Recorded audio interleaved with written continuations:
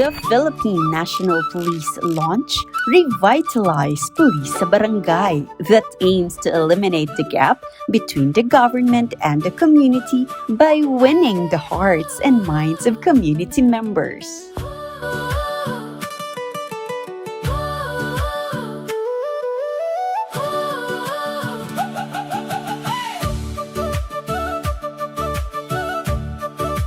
To the Unified Public Service Commitments and Initiative o Barangay Barahan, headed by Punong Barangay Alan P. Credo, Local Government Unit of Santa Cruz, headed by Honorable Ernesto P. Torreliza, Provincial Governor's Office, headed by Governor Eduardo Gadiano, Congressman Leody F. Tariela, other agencies, community members, and 2nd PMFC, under the supervision of Police Lieutenant Colonel Archie M. Bailen, the serbisyong tapat, mabilis at nararamdaman framework has been fulfilled. The Project Malinisan, Malusog at Ligtas na Sanitasyon para sa Alangan, RPSB Community Sanitation Project for the Alangan Tribe stands as proof that collaborative efforts lead the way and can restore dignity to a community, even the smallest comfort room built by commitment and service. Under the leadership of Honorable Eduardo B. Gadiano, Provincial Governor of Occidental Mindoro, the provincial government extended 100,000 in financial assistance to the RPSB team. This support directly funded the second Project Malinisan and Project Tubig Buhay. This reaffirms the provincial government's commitment to sustainable development and improve basic services for the Alangan tribe. The Project Kaalaman RPSB Mini Library for Alangan Youth affirmed that the true service extends beyond security. It reaches education and empowerment. In service to education and community, the Project Kaalaman brought knowledge closer to home, a beacon of learning and hope for the Alangan youth of Sitio Alangoan.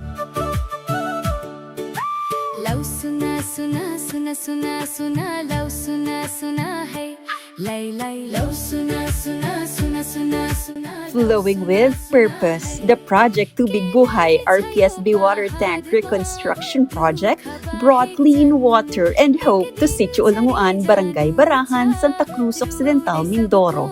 By restoring and improving the community's access to sustainable source of potable water, we made sure to sustain their tomorrow. The Project Liwanag illuminates more than pathways. It illuminates hope. With the installation of 8 solar-powered streetlights in Sitio Alangoan, it brought light, safety, and security that promotes a safer environment. This is a proof that even in darkest hours, service can shine through. In the spirit of serbisyong mabilis, tapat at nararamdaman, the Project Pako, Produktong Alangan, Kababaihang Ulangwan, uplifts the women of Sitio Ulangwan not just weaving handicrafts but opportunities, a representation of resilience and preservation of culture transformed into sustainable livelihood.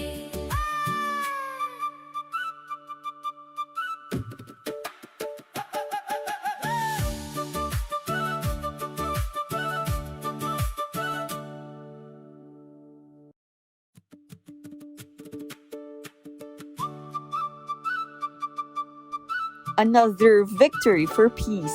Through coordinated efforts of the RPSB team and partner units, a CTG supporter voluntarily surrendered in Santa Cruz Occidental, Mindoro, marking another step forward in dismantling insurgent support and restoring order in the community.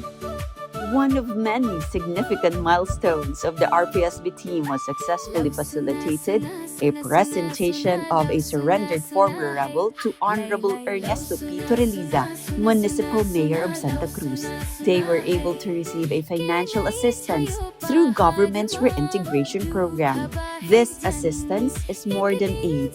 It is hope restored and a chance to begin a new, in peace and dignity life. The Project Kaalaman RPSB Mini Library was successfully established with the support of local government unit DENR, DJ Hardware, Tourism Office of Santa Cruz, MSWDO, and other stakeholders.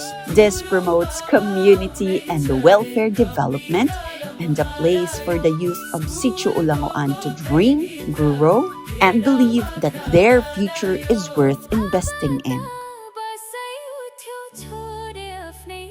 With the collaborative support of different agencies and local government unit, the revitalized Pulisa Barangay team conducted and facilitated different events and lectures that mobilized the pro-government people organization, such as Produktong Alangang Kababaihang Ulanguan, Kabataan kontra Droga at Terorismo, Barangay Peacekeeping Action Teams.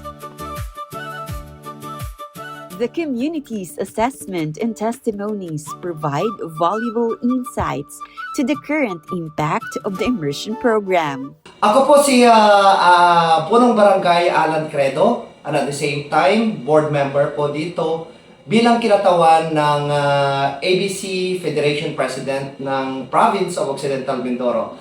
Alam niyo po, kung mayroon pong salita na iyong pasasalamat, kulang po iyon na masasabi ko sa mga kapulisan po na na-assign dito sa Sitio Ulanguan, Barangay Barahan. Alam niyo po, mula nung dumating po ang ating kapulisan, napakaganda po ang relasyon ng kapulisan at ating mga kababayan, especially po sa ating mga katutubong mangyan sa Sitio Ulanguan, Barangay Barahan, Santa Cruz, Occidental Mindoro. Sila po ay nakapagpatayo isang library, toilet na for men and for women, at saka po nagkaroon po kami ng water system. Sitio Ulanguan, Barangay Barahan. Alam niyo po, napakalaking tulong po ito sa ating mga kababayang mangyan. This is the very first time na nagkaroon po ng ganitong projects na ginawa po ng ating kapulisan. And in fact, it's not only that. No, it's not only about infrastructure. Pero lumapit po yung puso ng aming barangay, ng aming kababayan sa ating kapulisan na nagpapatunay po na katuwang natin sa pag-unlad ang ating kapulisan. Sana nga po, ang patuloy kong pinapanalangin ay patuloy po itong programa ng ating kapulisan. So thank you so much po on behalf of Barangay Barahan. Words are not really enough to express our gratitude to all the things, to all the good things that you have given our barangay, especially to the indigenous people of Sitio Ulanguan. I hope po na sana naman ang ating kapulisan ay nagkaroon din po ng mga leksyon kung papaano sila makipag-relate sa ating mga kababayan.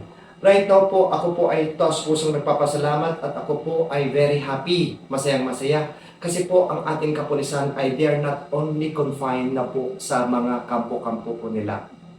Ibinibigay po nila ang kanilang sarili sa ating kababayan. At ito po ay napakahalaga.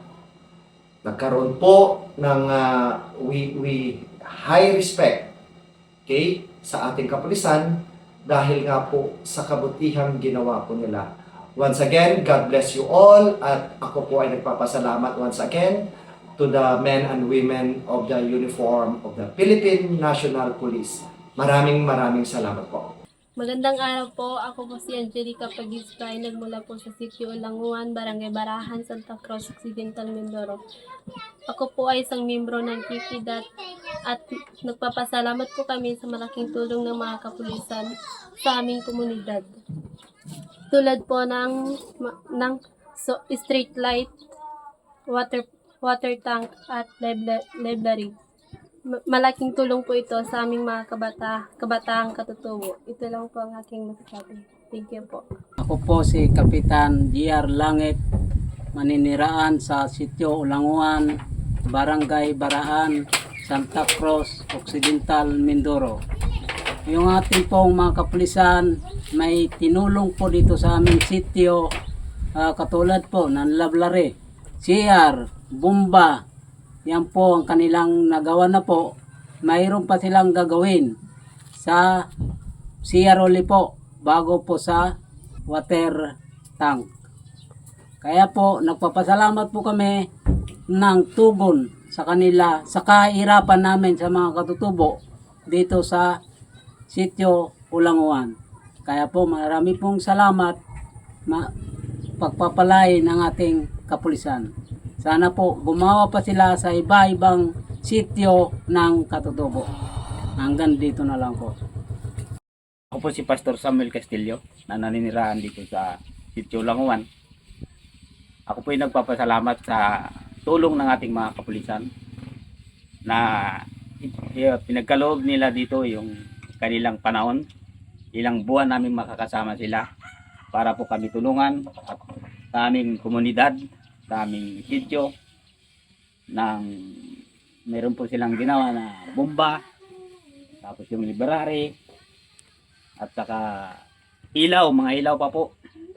At saka kasalukuyan po ngayon sa kanilang tatapusin yung aming tangke para po dumalo yung aming tubig.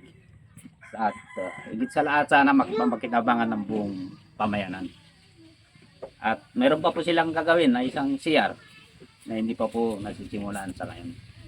Kaya higit sa lahat, maraming salamat po sa ating gobyerno sa kanilang tulong na bagamat inasis kami ng mga ating kapulisan. Ngunit alam po namin, kundi dahil sa ating gobyerno, sa ating barangay, sa ating bayan, at sa ating probinsya at iba pang kasapi ng iba pong ahensya ng ating pamahalaan. Maraming salamat po sa inyong tulong, sa inyong mga pundo na pinagkaloob niyo sa amin upang maging daluyan ng kaunlaran ng aming pamayanan. Kaya maraming salamat po sa inyong lahat at higit sa lahat sa ating mga kapulisan na narito ngayon naglilingkod sa amin.